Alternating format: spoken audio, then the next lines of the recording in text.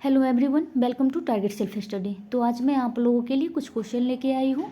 आशा करती हूँ आप लोग को पसंद आ जाए। यदि आप किसी भी एग्ज़ाम की प्रिपरेशन कर रहे हैं तो आप लोग इस सेट को एक बार ज़रूर लगाइए।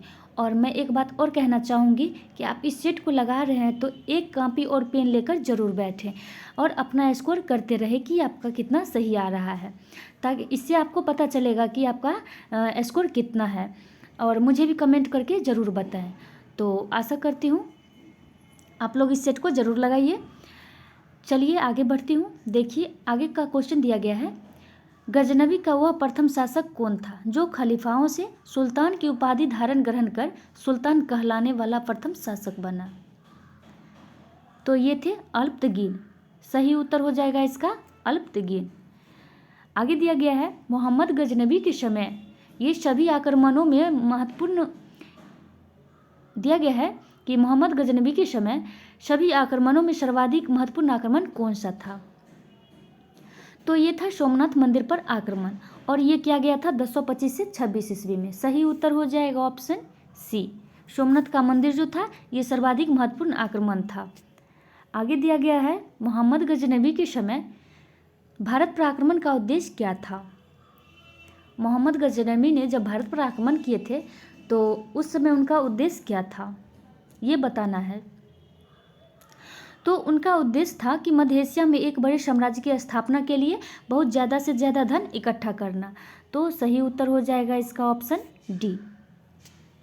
आगे दिया गया है, मोहम्मद गजनवी के भारत पर आक्रमण के समय भारत आए विद्वान अल-बरूनी ने किस महत्वपूर्ण ग्रंथ की रचना की। तो अल-बरूनी के द्वारा जो ये रचना की गई थी ये ग्रंथ है किताब उल हिंद। सही उत्तर हो जाएगा ऑप्शन बी, किताब उल हिंद। आप लोग भी अपना स्कोर करते रहिए कि आपका कितना सही आ रहा है। देखिए आगे दिया गया है, दिल्ली सल्तनत की दरबारी भाषा क्या थी। तो दिल्ली सल्तनत की दरबारी भाषा जो थी ये फारसी थी। सही उत्तर हो जाएगा फारसी। नेक्स्ट कह रहा है, आगरा नगर की स्थापना किसके द्वारा की गई थी। तो ये की गई थी सिकंदर लोदी के द्वारा। आपका सही उत्तर हो जाएगा सिकंदर लोदी। आगे दिया गया है, निम्नलिखित में से वह दिल्ली का सुल्तान कौन था जिसकी मृत्यु चौगान खेलते हुई थी। तो ये सुल्तान थे कुतुबुद्दीन ऐबक। सही उत्तर हो जाएगा आपका कुतुबुद्दीन ऐबक। आगे दिया गया है, कुतुब उल इस्लाम मस्जिद का निर्माण किसके द्वारा किया गया था। आपको सही उत्तर बताना है। कुतुब उल इस्लाम मस्जिद का निर्माण किसके द्वारा किया गया था। तो ये किया गया था कुतुबुद्दीन ऐबक के द्वारा। सही उत्तर हो जाएगा ऑप्शन ए, कुतुबुद्दीन ऐबक। आगे दिया गया है, तराइन की पहली लड़ाई जो कि 1191 ईस्वी में लड़ी गई थी निम्नलिखित में से किसके बीच हुई थी। इसका सही उत्तर बताना है। देखिए तराइन की प्रथम लड़ाई जो हुई थी ये 1191 में, द्वितीय हुई थी 1192 ईस्वी में। तो इसका सही उत्तर हो जाएगा मोहम्मद गौरी और पृथ्वीराज चौहान के बीच हुई थी। सही उत्तर हो जाएगा ऑप्शन बी, मोहम्मद गौरी और पृथ्वीराज चौहान। आगे कह रहा है, निम्नलिखित में से किस खलजी शासक ने दिल्ली के राज सिंहासन पर बैठने के लिए अपने ससुर की हत्या कर दी थी। तो ये थे अलाउद्दीन खिलजी। सही उत्तर हो जाएगा ऑप्शन डी, अलाउद्दीन खिलजी। आगे कह रहा है, रजिया सुल्तान किसकी बेटी थी। सही उत्तर बताना है। रजिया सुल्तान किसकी बेटी थी। तो ये थी इल्तुतमिश की। सही उत्तर हो जाएगा इल्तुतमिश। आगे दिया गया है, मोहम्मद गौरी विजित प्रदेशों की देखभाल के लिए निम्नलिखित में से किस विश्वसनीय जनरल को छोड़कर गया था। तो ये विश्वसनीय जनरल थे कुतुबुद्दीन ऐबक। सही उत्तर हो जाएगा ऑप्शन सी, कुतुबुद्दीन ऐबक। आगे कह रहा है, किसके शासनकाल में सबसे अधिक मंगोल आक्रमण हुए। तो सबसे अधिक मंगोल आक्रमण हुए थे ये अलाउद्दीन खिलजी के समय में। सही उत्तर हो जाएगा ऑप्शन बी, अलाउद्दीन खिलजी। आगे दिया गया है, तराइन के द्वितीय युद्ध में किसने किसको पराजित किया। तो किसने किसको पराजित किया? तो देखिए, तराइन के द्वितीय युद्ध जो थे, इसमें जो है मोहम्मद गौरी ने पृथ्वीराज को पराजित किया। सही उत्तर हो जाएगा ऑप्शन डी, मोहम्मद गौरी ने पृथ्वीराज को पराजित किया। आगे दिया गया है, सन 1329 और 1330 के बीच किसने तांबे के सिक्के के रूप में प्रमाण स्वरूप मुद्रा, सांकेतिक मुद्रा प्रचलित की? तो ये सांकेतिक मुद्रा प्रचलित की मोहम्मद बिन तुगलक, जिसे MBD भी कहा जाता है। सही उत्तर हो जाएगा, शॉर्टकट में हम उसे MBD भी बोलते हैं। सही उत्तर हो जाएगा ऑप्शन सी, मोहम्मद बिन तुगलक। आगे दिया गया है, दिल्ली के किस सुल्तान को इतिहासकारों ने विरोधों का मिश्रण बताया है? सही उत्तर बताना है। दिल्ली के किस सुल्तान को इतिहासकारों ने विरोधों का मिश्रण बताया है? तो विरोधों का मिश्रण बताया है, यह है मोहम्मद बिन तुगलक को। सही उत्तर हो जाएगा आपका मोहम्मद बिन तुगलक। आगे दिया गया है, लोदी वंश का अंतिम शासक कौन था? बताना है, लोदी वंश का अंतिम शासक कौन था? तो लोदी वंश का अंतिम शासक हो जाएगा इब्राहिम लोदी। सही उत्तर आपका हो जाएगा ऑप्शन बी, इब्राहिम लोदी। आगे है, इनाम भूमि ये किसे दिया जाता है? इनाम भूमि जो है ये किसे दिया जाता है? तो ये दिया जाता है विद्वान और धार्मिक व्यक्ति को। सही उत्तर हो जाएगा ऑप्शन ए, विद्वान और धार्मिक व्यक्ति को। आगे है, उत्तरी भारत की प्रथम मुस्लिम महिला शासक, दिल्ली पर राज करने वाली प्रथम महिला शासक कौन थी? तो ये थी रजिया सुल्तान। सही उत्तर हो जाएगा आपका ऑप्शन ए, रजिया सुल्तान। आगे है, कह रहा है, दिल्ली के प्रथम सुल्तान कौन थे जिन्होंने दक्षिणी भारत को पराजित करने का प्रयास किया? तो ये थे अलाउद्दीन खिलजी। सही उत्तर हो जाएगा आपका ऑप्शन सी, अलाउद्दीन खिलजी। आगे है, यात्री इब्न बतूता कहाँ से आया था? बताना है, यात्री इब्न बतूता जो थे ये कहाँ से आए थे? तो ये आए थे मोरक्को से, ये मोरक्को के निवासी थे। सही उत्तर हो जाएगा ऑप्शन ए, मोरक्को। आगे दिया गया है, भारत का प्रथम तुर्क आक्रमण करने वाला कौन था? तो ये हो जाएगा मोहम्मद गजनबी। सही उत्तर ऑप्शन ए हो जाएगा, मोहम्मद गजनबी। नेक्स्ट दिया गया है, निम्नलिखित में से कौन अपने को बुत सिकन कहता था? यानी मूर्ति भंजक, अपने आप को कौन मूर्ति भंजक कहता था? तो ये थे मोहम्मद गजनबी। मोहम्मद गजनबी जो थे ये अपने आप को मूर्ति भंजक कहते थे। सही उत्तर हो जाएगा ऑप्शन ए, मोहम्मद गजनबी। आगे दिया गया है, मोहम्मद गजनबी ने कौन से उपाधि धारण किए? तो मोहम्मद गजनबी के द्वारा जो धारण किया गया ये उपाधि है यामनी उल दौला, जिसे साम्राज्य का दाहिना हाथ कहता है, और ये किए थे अमीन उल मिल्लत, जिसे मुसलमानों का संरक्षक कहा जाता है। तो इसका सही उत्तर हो जाएगा ऑप्शन सी, ए और बी दोनों। आगे है, मोहम्मद गजनबी ने भारत में प्रथम आक्रमण किस राज्य के विरुद्ध किया? बताना है, मोहम्मद गजनबी ने भारत में प्रथम आक्रमण किस राज्य के विरुद्ध किया? तो ये क्या था, हिंदूशाही और ब्रह्मशाही के विरुद्ध। सही उत्तर हो जाएगा ऑप्शन ए, हिंदूशाही और ब्रह्मशाही। आगे है, हिंदूशाही राज्य की राजधानी थी। बताना है, हिंदूशाही राज्य की राजधानी कहाँ थी? तो देखिए, हिंदूशाही राज्य की राजधानी ये उदय भांडपुर और अहिंद बहिंद थी। सही उत्तर हो जाएगा ऑप्शन ए। आगे दिया गया है, मोहम्मद गजनबी का भारत में अंतिम आक्रमण किसके विरुद्ध हुआ? तो ये हुआ था जाटों के विरुद्ध। सही उत्तर हो जाएगा आपका ऑप्शन डी, जाटों के विरुद्ध मोहम्मद गजनबी का भारत में अंतिम आक्रमण हुआ था। ये आक्रमण के विरुद्ध हुआ था। आगे है, हिंदू शाही राज्य का कौन सा शासक तुर्कों से बार बार पराजित होने के कारण गलानीवश आत्मदाह कर दिया? ये कर लिया, आत्मदाह कर लिया। तो ये थे जयपाल। सही उत्तर हो जाएगा ऑप्शन ए, जयपाल। आगे है मोहम्मद गजनबी किस वंश का था? तो ये थे यामनी वंश के। सही उत्तर हो जाएगा ऑप्शन ए। आगे है मोहम्मद गजनबी के समय भारत आने वाले इतिहासकारों में कौन शामिल नहीं था?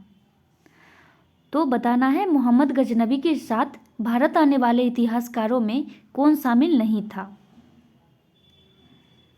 तो ये इतिहासकार थे फिरदौसी। फिरदौसी के ये हो जाएंगे शाहनामा के लेखक हैं। तो सही उत्तर हो जाएगा आपका ऑप्शन ए, शाहनामा के लेखक फिरदौसी। आगे दिया गया है मोहम्मद गजनबी के आक्रमण के परिणाम स्वरूप कौन सा शहर फारसी संस्कृति का केंद्र बन गया?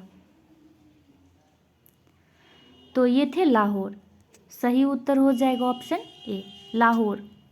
आगे है निम्नलिखित में से किसने ढोल की तेज आवाज के साथ एक महिला का अपने पति की चिता के साथ स्वतः को जला लेने के दृश्य का भयानक चित्रण किया है? तो ये किया है इब्न बतूता ने। सही उत्तर हो जाएगा ऑप्शन ए, इब्न बतूता। आगे है भारत में मुस्लिम राज्य का संस्थापक माना जाता है। बताना है भारत में मुस्लिम राज्य का संस्थापक माना जाता है। किसको माना जाता है? तो ये माना जाता है मोहम्मद गौरी को। सही उत्तर हो जाएगा मोहम्मद गौरी। आगे है किसने इक्तादारी प्रथा चलाई? इक्तादारी प्रथा किसने चलाई? तो ये चलाई गई थी इल्तुतमिश के द्वारा। सही उत्तर हो जाएगा ऑप्शन सी। और इल्तुतमिश जो है ये इन्हें दासों का दास भी कहा जाता है। आगे है लाख बख्श के नाम से जाने जाने वाला भारतीय शासक कौन था? तो ये भारतीय थे कुतुबुद्दीन ऐबक। सही उत्तर हो जाएगा ऑप्शन सी, कुतुबुद्दीन ऐबक। आगे है 13वीं सदी में सेना का सर्वोच्च अधिकारी होता था। तो सेना का सर्वोच्च अधिकारी ये खान होता था। सही उत्तर हो जाएगा ऑप्शन बी, खान। आगे है भारत में गुलाम वंश का संस्थापक कौन था? बताना है भारत में गुलाम वंश का संस्थापक कौन था? सही उत्तर हो जाएगा ऑप्शन ए, कुतुबुद्दीन ऐबक। कुतुबुद्दीन ऐबक गुलाम वंश का संस्थापक था। आगे कह रहा है कुतुब मीनार के कार्यों को किसने पूरा किया था? तो कुतुब मीनार के ये जो कुतुब मीनार शुरू किया था ये कुतुबुद्दीन ऐबक ने, और इसे पूरा किया था इल्तुतमिश ने। सही उत्तर हो जाएगा ऑप्शन सी, इल्तुतमिश के द्वारा जो है कुतुब मीनार के कार्यों को पूरा किया गया था। आगे है निम्नांकित में से दिल्ली का पहला तुगलक सुल्तान कौन था? तो ये हो जाएगा गयासुद्दीन तुगलक। ऑप्शन ए सही हो जाएगा, गयासुद्दीन तुगलक। नेक्स्ट दिया गया है पंजाब के हिंदू शाही राजवंश को किसने स्थापित किया? तो यह स्थापित किया गया था कल्लर के द्वारा। ऑप्शन बी सही हो जाएगा। आगे दिया गया है वह रोमन सम्राट अगस्टस की भांति सावधान था कि वह दूसरों की तरह शक्तिशाली न लगे और वह दूसरों के स्तर से अधिक न लगे। यह संदर्भ किसका है? तो ये संदर्भ है बहलोल लोदी का। सही उत्तर हो जाएगा आपका बहलोल लोदी। आगे है अल बरूनी किसके शासनकाल में इतिहासकार था? तो ये थे मोहम्मद गजनबी के शासनकाल के इतिहासकार। सही उत्तर हो जाएंगे ऑप्शन ए। आगे दिया गया है सुमेलित करना है। कह रहा है सुमेलित करें। सूची 1 को सूची 2 से सुमेलित करना है। दिया गया है निजामुद्दीन औलिया। दिया गया है निजामुद्दीन औलिया। तो निजामुद्दीन औलिया जो हो जाएंगे ये सूफी संत से। आगे दिया गया है मलिक काफूर, तो मलिक काफूर हो जाएंगे 1000 दिनारी भी कहलाता था। आगे दिया गया है अलाउद्दीन खिलजी, तो अलाउद्दीन खिलजी हो जाएंगे नियंत्रक दाम व राशन की शुरुआत की थी। सही उत्तर हो जाएगा इसका नियंत्रक दाम व राशन की शुरुआत। नेक्स्ट दिया गया है जलालुद्दीन फिरोज खिलजी, तो इन्हें जो है दास राजवंश उखाड़ फेंका था इसने। तो सही उत्तर हो जाएगा इसका सही उत्तर हो जाएगा ऑप्शन ए। आगे दिया गया है निम्नलिखित में से कौन सा शासक दास या गुलाम राजवंश से संबंधित है? तो ये संबंधित है इल्तुतमिश। सही उत्तर हो जाएगा ऑप्शन ए इल्तुतमिश। आगे कह रहा है दक्षिण अफ्रीकी यात्री यबन बतूता किसके शासनकाल में भारत आया था? तो ये आए थे मोहम्मद बिन तुगलक के शासनकाल में। सही उत्तर हो जाएगा ऑप्शन सी। नेक्स्ट है मोहम्मद गजनबी ने भारत पर कितनी बार आक्रमण किया? बताना है मोहम्मद गजनबी ने भारत पर कितनी बार आक्रमण किया। तो इन्होंने जो है भारत पर आक्रमण किया था 17 बार। सही उत्तर हो जाएगा ऑप्शन सी 17 बार। आगे है किसने अपने आप को खलीफा घोषित किया था? अपने आप को खलीफा किसने घोषित किया था? तो ये किया था मुबारक शाही खिलजी ने। सही उत्तर हो जाएगा option D Mubarak Shah Khilji. Next है लोदी वंश का संस्थापक कौन था? तो ये सभी को पता होगा, सिंपल सा क्वेश्चन है।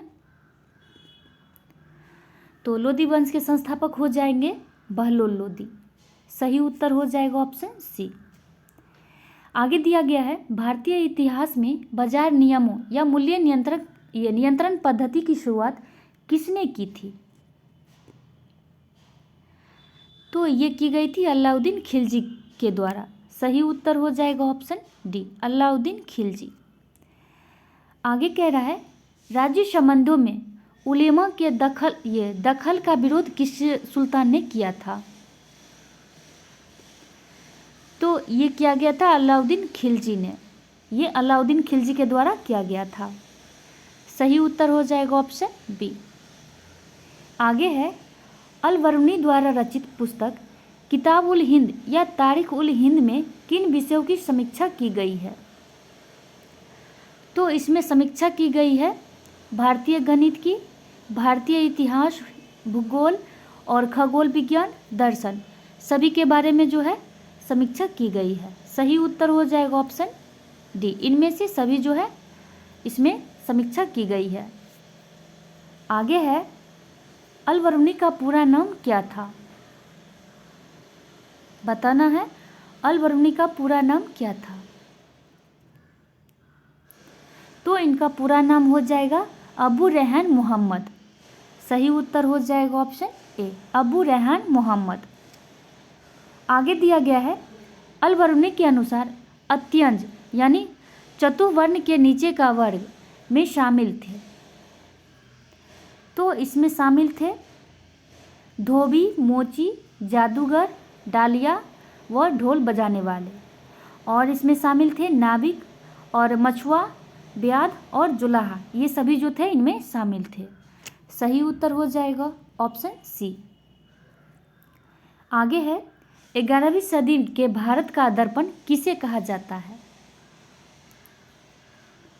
तो भारत का दर्पण किसे कहा जाता है? तो ये कहा जाता है किताब उल हिंद को। सही हो जाएगा ऑप्शन ए किताब उल हिंद। नेक्स्ट दिया गया है बेहिंद का युद्ध निम्नलिखित में से किसके बीच लड़ा गया? तो सबसे पहले कि बेहिंद का युद्ध हुआ कब था? तो ये हुआ था 1008 से ये 9 के बीच हुआ था। और ये किन के बीच लड़ा गया था? तो ये लड़ा गया था मोहम्मद गजनबी और आनंद पाल के बीच। सही उत्तर हो जाएगा आपका ऑप्शन ए मोहम्मद गजनबी और आनंद पाल के बीच। नेक्स्ट है दिल्ली सल्तनत का वह प्रथम सुल्तान कौन था? जिसने अस्थायी सेना रखी। बताना है दिल्ली सल्तनत का वह प्रथम सुल्तान कौन था जिसने अस्थायी सेना रखी। तो ये थे अलाउद्दीन खिलजी। सही उत्तर हो जाएगा option C, Alauddin Khilji. Next दिया गया है सुल्तान अलाउद्दीन खिलजी की बाबत के संबंध में निम्नलिखित कथनों पर विचार कीजिए। पहला कथन दिया गया है अलाउद्दीन खिलजी ने अनाज के दाम नियत किए। तो ये दाम नियत किए थे, ये सही है। आगे दिया गया है अलाउद्दीन खिलजी पहला सुल्तान था जिसने सैनिकों को नगद वेतन दिया। तो ये भी सही है।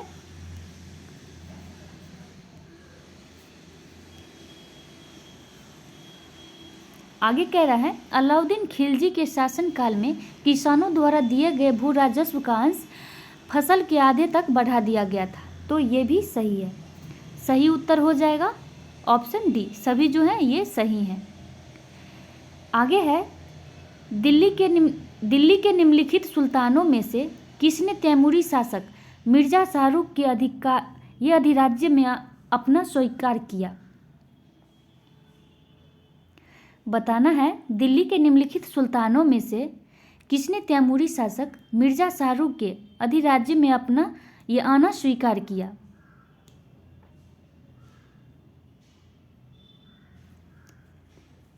तो ये किए थे खिज्र खां सैयद ने। सही उत्तर हो जाएगा ऑप्शन सी, खिज्र खां सैयद।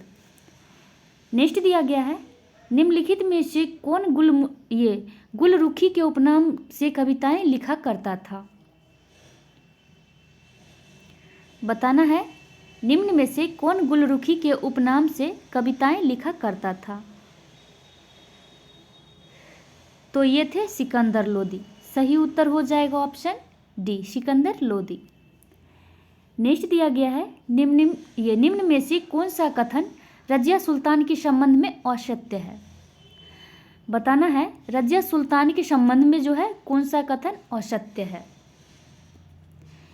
दिया गया है इल्तुतमिश ने वंशानुगत राजतंत्र स्थापित करने की कोशिश की और पुत्रों की अयोग्यता के कारण रजिया को उत्तराधिकारी मनोनीत किया। तो ये बिल्कुल सही है। नेक्स्ट दिया गया है 1236 ईस्वी में जनता के सक्रिय सहयोग से रजिया सुल्तान दिल्ली की सुल्तान बनी। तो ये भी बिल्कुल सही है। आगे दिया गया है उसने हबशी सरदार मलिक याकूत को नायब मलकित के पद पर नियुक्त किया। तो ये भी सही है। आगे दिया गया है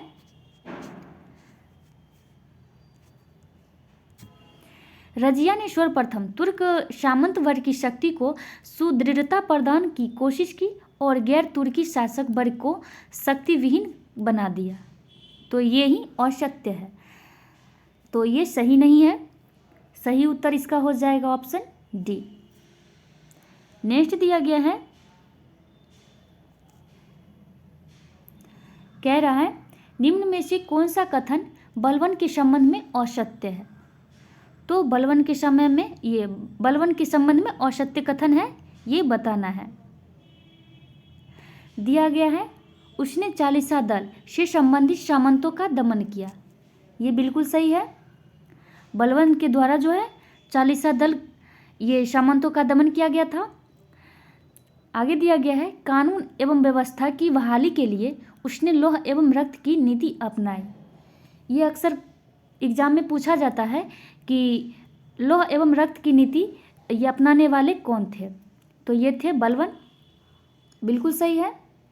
आगे दिया गया है उसने केंद्रीय सैन्य विभाग दीवान ए अर्ज की स्थापना की।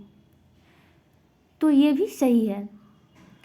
तो इसमें जो हो जाएगा इनमें से कोई नहीं, सभी कथन सही हैं। तो सही उत्तर हो जाएगा इसका ऑप्शन डी। नेक्स्ट दिया गया है दिल्ली पर शासन करने वाले निम्न वंशों का सही क्रम क्या है। सही क्रम बताना है। दिया गया है गुलाम वंश, खिलजी वंश, लोदी वंश, सैयद वंश, तुगलक वंश।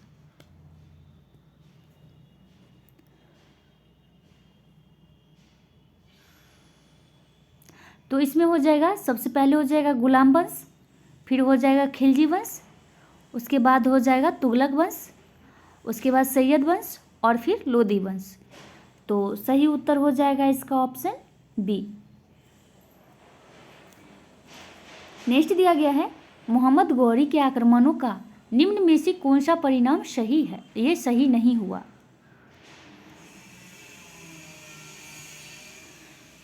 दिया गया है मोहम्मद गौरी के आक्रमणों का निम्न में से कौन सा परिणाम जो है ये परिणाम नहीं हुआ। तो ये हो जाएंगे पंजाब से लेकर बंगाल तक फिर से उत्तरी भारत एक केंद्रीय सत्ता के अधीन हो गया था। तो इसका हो जाएगा ऑप्शन ए। आगे है तुर्कों द्वारा राजपूतों को पराजित करने के निम्न में से कौन कारण थे? बताना है तुर्कों द्वारा राजपूतों को पराजित करने के निम्न में से कौन कारण थे? तो ये कारण थे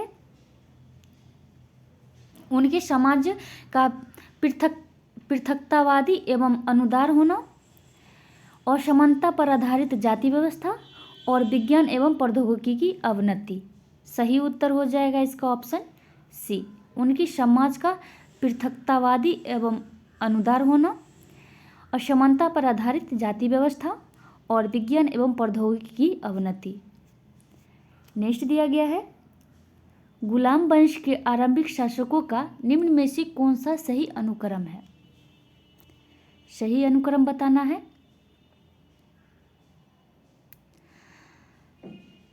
तो इसमें हो जाएंगे पहले हो जाएंगे कुतुबुद्दीन ऐबक, उसके बाद फिर हो जाएंगे आराम शाह, उसके बाद फिर हो जाएंगे ये इल्तुतमिश और फिर हो जाएंगे रजिया सुल्तान। तो सही उत्तर हो जाएगा इसका ऑप्शन बी। आगे है अलाई दरवाज़ा निम्न में से किसका मुख्य द्वार है? तो ये मुख्य द्वार है कुतुब मीनार का। सही उत्तर हो जाएगा ऑप्शन सी कुतुब मीनार। तो आप लोग मिला लीजिएगा आप लोग का कितना सही हुआ और कमेंट करके ज़रूर बताइएगा। आज के लिए इतना ही। तो चलिए फिर मिलते हैं अगली वीडियो में।